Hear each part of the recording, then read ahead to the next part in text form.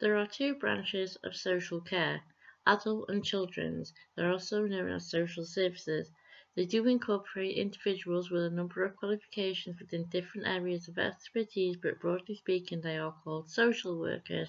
They are tasked with being meant to take care of the welfare of individuals who may be unable to take care of themselves. Babies, toddlers, and children, including teenagers, all those under the age of 16/18. And adults 18 plus who will also have a variety of social, emotional, mental, physical, and financial support needs. It is very rare to see any positive stories within mainstream or alternative media when it comes to these unfortunately often very over-encumbered workers. Too many cases on their workload can contribute to mistakes which will be more immediately highlighted on the news, online, on the TV, and in other written media.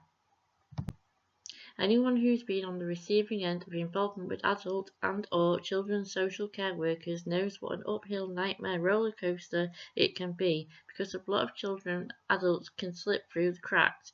As highlighted in these news outlets, it can put even more pressure on the workers and they'll not end up doing right for doing wrong, leading to families and friendships being put through the ringer, and the social care workers at all levels being seen as the monsters regardless of their best efforts.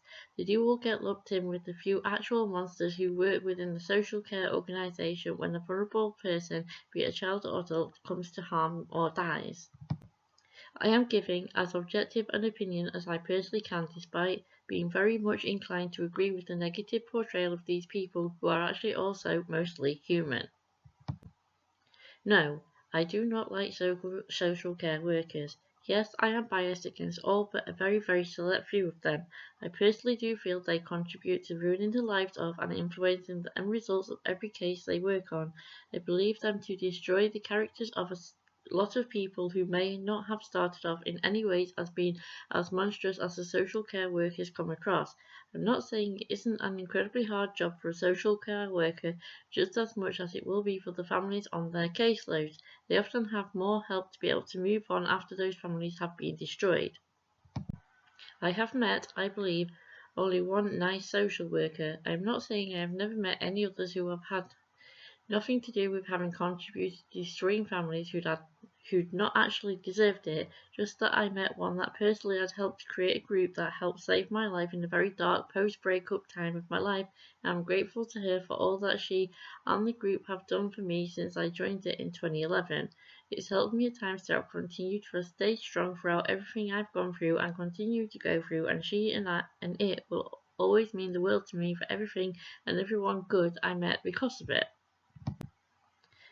That there is the point for me. Someone and something that highlights that someone who's worked within social care went out of her way to fight for a change to what the system is and has been for children and adults who have and do go through things like I and others have. That's why it's important to ask overall if social care is all good or all bad.